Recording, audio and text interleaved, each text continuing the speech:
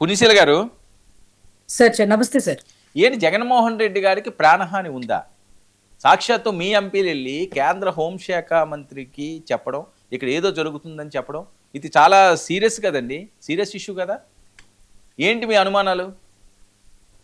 Sir ముందుగా మీకు ప్యానలిస్టులకు నా హృదయపూర్వక నమస్కారం సార్. సార్ నేనైతే ఒక మాట చెప్తున్నాను సార్. ఖచ్చితంగా ఈ రాష్ట్రంలో ఎంతో ఫాలోయింగ్ ఉండి ఎంతో అభిమానాన్ని, ప్రజల అభిమానాన్ని చూరగొన్నటువంటి వ్యక్తి జగన్మోహన్ రెడ్డి గారు.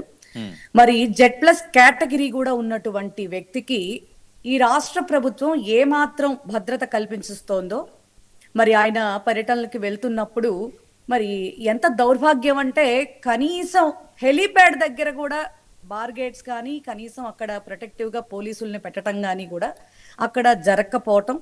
మరి అంటే వీళ్ళ ఇంటెన్షన్స్ ఏంటనేది మాకు అర్థం కావట్లేదు సార్. ఇన్ కేస్ అలాంటి అంటే జగన్మోహన్ రెడ్డి గారు వస్తున్నారంటే అంటే మేము ఒక ట్యాగ్లో చెప్తాను sir, no permissions no protections ఇదనమాట. ఈ లెక్కలో కూటమి వాళ్ళ వైఖరి అయితే మాత్రం జరుగుతూ ఉంది సార్.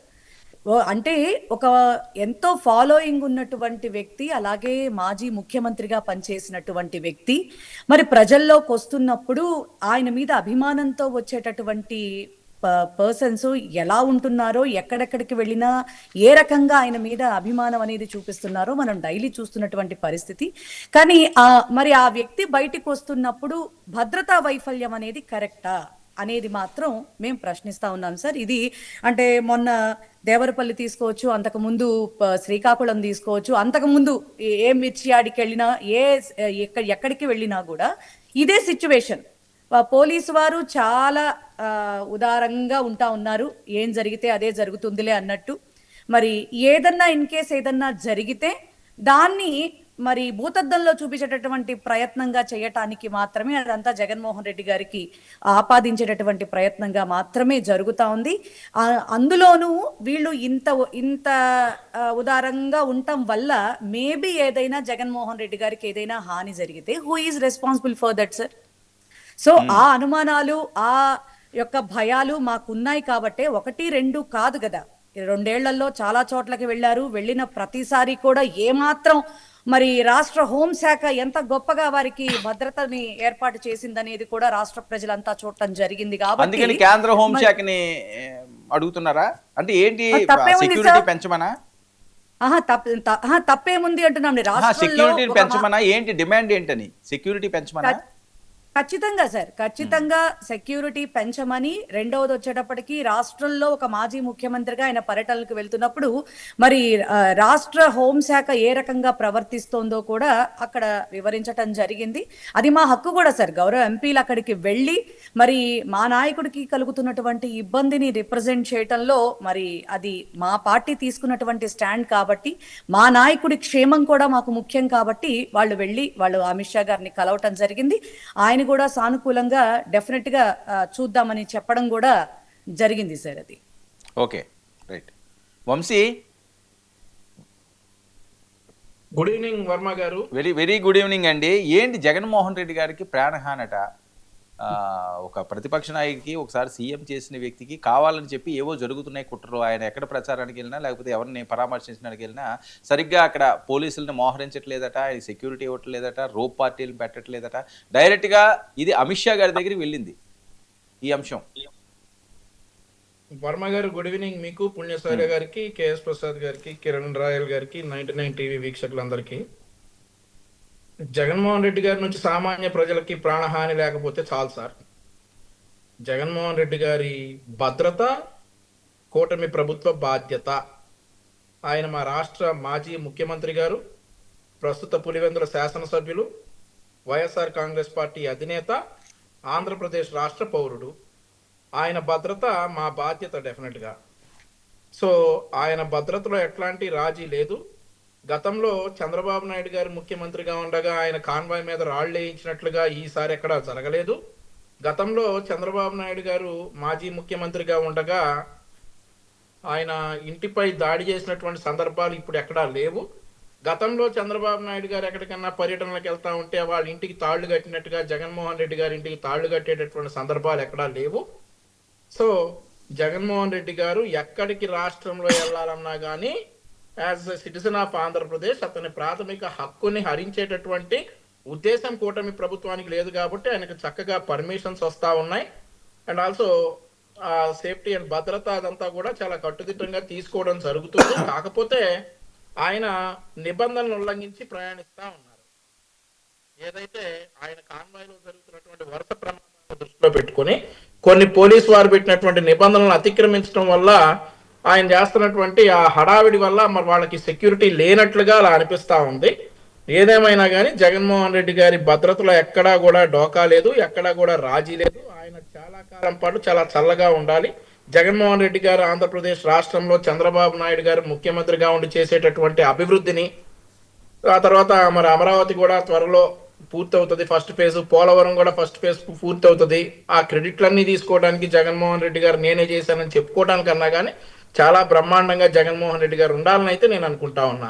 సార్, మరొక విషయం ఏంటంటే రాజశేఖర్ రెడ్డి గారిని కూడా ఆయన ప్రజా వ్యతిరేక విధానాల వల్ల ఆయన పాలించకూడదని మాత్రమే అనుకున్నాం, కానీ ఆయన జీవించకూడదని మేము ఎప్పుడు అనుకోలేదు తెలుగుదేశం పార్టీ తరఫున.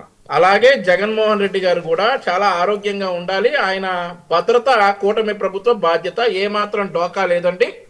ఆయన ఒకవేళ సెంట్రల్ గవర్నమెంట్ కనుక నివేదిక అడిగితే ఆయన భద్రతకు తీసుకున్నటువంటి చర్యలు ఏంటనేవి డెఫినెట్ గా మేమైతే ఈ సెంట్రల్ గవర్నమెంట్ కి నిరూపించుకుంటాం. ఓకే, ఇవన్నీ కూడా కేవలం అసత్య ఆరోపణలు. Okay, right. కిరణ్ రాయల్ గారు నమస్తే వర్మ గారు. నమస్తే అండి. ఏంటి మాజీ ముఖ్యమంత్రికి జగన్మోహన్ రెడ్డి గారికి భద్రత కరువైంది అన్నది, ఏదో ఆయన మీద కుట్ర జరుగుతుంది, కుట్ర ఏంటి ప్రాణహాని ఉందని చెప్పి డైరెక్ట్గా అమిత్ షా గారితో వైసీపీ మంత్రులు వెళ్ళి మాట్లాడిన నేపథ్యం, అసలు ఏం జరుగుతుంది ఆంధ్రప్రదేశ్లోని? ఈ చాలా పెద్ద సీరియస్ కామెంట్స్ కదా ఇవి. వర్మ గారు, మీకు ప్యానెల్లో ఉన్న ప్యానలిస్ట్ కి, రాజకీయ నాయకులకి, నైట్ ప్రేక్షకులందరికీ నమస్కారం. సార్, ఇందాక మా సోదరుడు చెప్పినట్టు జగన్మోహన్ రెడ్డి దగ్గర గారి నుంచి రాష్ట్ర ప్రజలకి హాని లేకపోతే మంచిదని కోరుకుంటున్నారు. చెప్పండి, నిజం వాస్తవం ఇది. ఈ రోజు కూడా అధికారంలో మేమున్న కొన్ని సందర్భాల్లో కొన్ని స్థానాల్లో ఇప్పుడు కూడా వాళ్ళే ఆధిపత్య పోరుంది. మేము అధికారంలో ఉన్నా చెప్పుకుంటున్నాం, అదేమో వాదా. కొన్ని ఆధిపత్య పోరు కానివ్వండి, కొన్ని చోట్ల రౌడీజం కానీ, కొన్ని చోట్ల గొడవలు కానివ్వండి. ఇప్పటికి కూడా నిన్న కూడా తాజాగా చూడండి, తిరుపతి టీడీపీ ఇన్ఛార్జ్ ఇంటిపైకి రౌడీలు పంపించి, దుండగులు పంపించి ఆయనపై దాడి చేయించారు. అధికారం ఉంది కూడా. నిన్న లేటెస్ట్ తిరుపతిలో 24 గంటలు గడవలేదు ఇంకా. ఇలాన్ని మీరు చేస్తున్నప్పుడు మీకు భద్రత కావాలంటే మేమేం చెప్పండి. సెంట్రల్కి వెళ్ళారు, ఏదో మరి ఒక కోడికత్తో మరొక గులకరాయ ప్రయత్నం చేస్తున్నారు. ఇది అర్థమైంది ప్రజలకి. ఈ కోడికత్తి గులకరాయ ప్రయత్నంలో భాగంగా ముందుగానే ఒక ఇన్ఫర్మేషన్ ఇచ్చేస్తే ఏ జనసేన మీదో, ఏ కూటమి మీదో, ఏ టీడీపీ మీద వేసే ఇచ్చే ప్రయత్నం జరుగుతుందని చెప్పితే మాకేదో అనిపిస్తుంది. మాకైతే జగన్మోహన్ రెడ్డి గారు చేయాల్సిన అవసరం మాకు లేదు. ఎందుకంటే జగన్మోహన్ రెడ్డి చాలా 100 ఏళ్ళు బాగా ఆరోగ్యంగా ఉండాలి. ఎందుకంటే మాకు ఫైట్ చేయాలి కదా. రేపు మాకు మళ్ళా ఎలక్షన్లు ఉన్నాయి, కార్పొరేషన్ ఎలక్షన్లు ఉన్నాయి, పంచాయతీ ఎలక్షన్లు ఉన్నాయి. జగన్మోహన్ రెడ్డి తీటేగా మాకు ఫైట్ చేయాలి, మాకు కావాలి కదా, పోటీ ఉండాలి కదా. ఆయన పోటీ లేకుండా చేస్తాం, ఎందుకు చేస్తాం? మేము భయపెట్టే అవసరం మాకేముంది? కాబట్టి జగన్మోహన్ రెడ్డి గారు భయపడాల్సిన అవసరం లేదు, వాళ్ళ కార్యకర్తలు భయపడాల్సిన అవసరం లేదు. కాదా, మేము వాళ్ళ ఇప్పుడు వైసీపీ టూర్లో ఉన్నాయండి, లేకపోతే వైసీపీ ఏమైనా యాసిస్టులు చేస్తే, లేదా జగన్మోహన్ రెడ్డి గారు వెళ్ళినా సరే రౌడీలు గోండాలు ఉంటున్నారట, నిజమా? వాళ్ళ రౌడీలు వాళ్ళు గుండాలు ఉంటారు, మా రౌడీలు గుండాలు మాకెందుకు ఉంటారు సార్? రాష్ట్ర ప్రజలు తెలుసు కదా, గత ప్రభుత్వంలో కరెక్ట్ గా 2 నెలల క్రితము. అవునండి, అవును. అందుకే మొన్న పెనుమాక సందర్శించడానికి వెళ్ళినప్పుడు పాపం గుడ్లతో అటాక్ చేసింది మరి పాపం మేమే కదా. ఇది నిన్న మల్లాది విష్ణు గారి మీద అటాక్ చేసింది మేమే. మాకు మేమే చేసుకుని మేమే చెప్పుకుంటున్నాం. మాట్లాడుతా ఉన్నారు కదా. మీరు ఒకసారి మీ సెల్లో యూట్యూబ్ ఉంటే, ఏం మాట్లాడుతున్నారు? ఘోరంగా వచ్చి ఇది చేస్తే క్లియర్ గా మీడియాలో కనపడుతున్నా కూడా ఇంకా సిగ్గు లేకుండా కవరేజ్ కార్యక్రమాలు చేస్తుంటే అసలు ఏం అర్థం కావట్లేదు. అసలు చాలా దూరం మాట్లాడతామమ్మా, సిగ్గు విషయానికి వస్తే చాలా దూరం మాట్లాడతాం. సరే సరే, ఓకే. వెంకటరెడ్డి గారికి మీకు ఒక కామెడీ సిగ్గు గురించి మాట్లాడతాం. పున్సిల్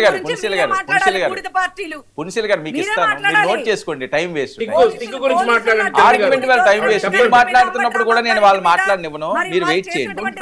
పున్సిల్ గారు టైం వేస్ట్ అండి, టైం వేస్ట్. ఇంకా ఇంకొకరు మాట్లాడారు కదా, ఆయన కూడా వెయిట్ చేస్తున్నారు చాలా సేపటి బట్టి. మీరు ఆర్గ్యూ చేస్తే టైం వేస్ట్ తప్పించి ఎవ్వరికి. సరే సరే, నేను వింటాను. ఓకే ఓకే, పున్నిశీల గారు మీరు మాట్లాడుతున్నప్పుడు కూడా నేను ఎవరిని మాట్లాడనివ్వను, వెయిట్ చేయండి. మీరే మాట్లాడదు కానీ ప్రసాద్ గారు మాట్లాడిన తర్వాత మీ ముగ్గురికి ఆయన చెప్పాలి కదా, అయిపోయిన తర్వాత యాజ్ ఏ అనలిస్ట్ కింద మీరే మాట్లాడేది కానీ మీకు కాస్త ఎక్కువ సమయం ఇస్తాను, వెయిట్ చేయండి ప్లీజ్. కిరణ్ మాట్లాడండి. మేడం వర్మ గారు ఒక విషయం చెప్పాలి. సిగ్గు గురించి వైసీపీ వాళ్ళు మాట్లాడుతుంటే సిగ్గుకే సిగ్గేస్తుంది, ఇది వాస్తవం. ఎందుకు చెప్పనా? అసలు మీరు మాట్లాడాలి అసలు అది. ఒక్క నిమిషం అండి. మేడం నేను మాట్లాడాలి, నేను ఖచ్చితంగా మాట్లాడి నాకే ఒక్కడే హక్కు ఉంది చెప్పనా? నా మీద కుట్ర చేసి సిగ్గు లేకుండా మీ వైసీపీ వాళ్ళు వినండి వినండి వినండి వినండి సిగ్గు లేకుండా ఆడవాళ్ళని పెట్టి చిల్లర రాజకీయాలు చేసే చిల్లర పార్టీ మీది. మీ సరే, సరే. నాయకుడు మీ చిల్లర ఎవరు పార్టీ చిల్లర మనుషులు అందరికీ తెలుసు వినండి, అండి. ఎవిడెన్స్ చిల్లర కావాలా? పార్టీ ఎవరివో అందరికీ గూగుల్ తెలుసు. వస్తాయి. చిల్లర పార్టీ చిల్లర పనులు చేసి మళ్ళీ దొరికిపోయేది మీరే. అవునవును దొరికిపోయారు. అవును, మన భాషా విధానం ఎంత గొప్పగా ఉంటుందో, మనం సరే అండి, ఆడవాళ్ళతో ఒక బిహేవ్ నిమిషం చేసే అండి. విధానం ఎంత పుణ్యశీల గొప్పగా గారు, టైం ఉంటుందో వేస్ట్ మనం అండి. మాట్లాడాలి. చిల్లర పార్టీ సరే, సరే, వ్యవహారాల సరే. ఓకే, ఓకే, గురించి ఓకే. మనం మాట్లాడాలి. కిరణ్ సార్, వర్మ ఒక గారు మాట చెప్తున్నా. సిగ్గు గురించి సార్, మాట్లాడారు కాబట్టి కిరణ్ నేను గారు ఒక కాదు, పాయింట్ నేను మాట్లాడతాను. అనట్లే. మీరు సొంత చెల్లిని బాబాయిని అమ్మనే వాడుకొని ఇప్పుడు మా రాజకీయ పార్టీ పార్టీ తరపున నేను లేడీగా ఉన్నా. ఇప్పుడు మా ఆయన సిగ్గు పార్టీల గురించి గురించి మాట్లాడుతున్న వాళ్ళ ఎవరైనా పార్టీ మాట్లాడుకోవచ్చు. మాట్లాడుతా ఉంటే అసలు మీరు మాట్లాడదాం అసలు అంటే నేను ఎంత కూడా దారుణం అసలు అండి. మాట్లాడతా ఖచ్చితంగా. సరే, ఒక్క నిమిషం అండి, ఒక్క నిమిషం. మీరేమైనా మాట్లాడు, ఎవరు పట్టించుకుంటారు? మీ మాట వింటామేమా? మీ మీరు మాట ఎవరు వింటామా? పట్టించుకుంటున్నారు ఈ రాష్ట్రంలో? సరేనండి, పట్టించుకోవట్లేదు పుణ్యశీల కాబట్టి గారు, మీరు పుణ్యశీల గారు టైం మాట్లాడుతున్నారు. వేస్ట్ అండి. మీరు ఇంకంత ఆర్గ్యూ చేస్తే ఇంకేం చెప్పాలి మీకు? భద్రత కూడా ఇవ్వలేక ఇన్నిసార్లు ఏడుస్తా చెప్తున్నా ఉన్నారు. మీరు వినకపోతేని. అరే ఒక్క నిమిషం అండి, మీకు ఇస్తాను, మీరు రాసుకోండి. మీరు ఎంతసేపు కోసం ఇందులో మాట్లాడితే ఎందుకు టైం వేస్ట్? ఎవరికి అర్థం కావట్లేదు, నాకే రీచ్ అవ్వట్లేదు అది. కిరణ్ మాట్లాడండి, పర్సనల్గా వద్దు, పాయింట్లోకి రండి. మేడం నేను ఇప్పుడు వర్మ గారు, నేను ఎక్కడ పర్సనల్ గా మాట్లాడడం లేదు.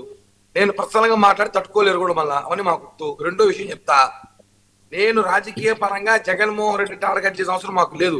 జగన్మోహన్ రెడ్డి మేము రాజకీయంగా ఎదుర్కొంటాం, రాజకీయంగా తొక్కుతాం, రాజకీయంగా ఓడిస్తామే తప్ప వ్యక్తిగతంగా దాడులు చేయించుకునే చిల్లర రాజకీయాలు మేము చెయ్యం, మాకు అవసరం లేదు. ఇది క్లారిటీ పెట్టుకోండి. ఎందుకు చెప్తా అంటే జగన్మోహన్ రెడ్డి రేపేదో ఉగాది నుంచి పాదయాత్ర చేయాలని ప్రయత్నిస్తున్నాడు. దానికి జనం రారు కాబట్టి జనం తోలాలని డబ్బులు పెట్టి తోలాలి. ఇంకా ఆర్థిక స్తోమత ఇప్పటికీ నీకు తెలుసు వాళ్ళకి ఎంతో ఎన్ని లక్షల కోట్లు ఆస్తులు ఉన్నాయో. కాబట్టి ఎంత ఖర్చు పెట్టినా జనం రావడానికి ఆలోచిస్తారు. కాబట్టి రేపు రాబోయే రోజుల్లో జగన్మోహన్ రెడ్డి పైన ఏదో దాడి చేయించుకునేసి జగన్మోహన్ రెడ్డి బయటకు వస్తే మా మీద కోడిగుడ్లు కొట్టారనో, మా మీద రౌడీలు వచ్చారనో, గూండాలు వచ్చారనో చూపించే ప్రయత్నం అయితే వైసీపీ చేయాలనే ప్రయత్నంలోనే ఈరోజు ఢిల్లీకి వెళ్ళి వినతి పత్రం ఇచ్చారు. గుర్తుపెట్టుకోండి, జగన్మోహన్ రెడ్డికి ఢిల్లీలోకి వెళ్ళి ఎంపీలు ఇచ్చి ఆయన భద్రత కాపాడాల్సిన అవసరం లేదు. ఇక్కడ డీజీపీ గారికి ఇచ్చిన మేము చూసుకుంటామని చెప్పి కూడా వైసీపీ నేతలు తెలియజేస్తున్నారు. ఓకే.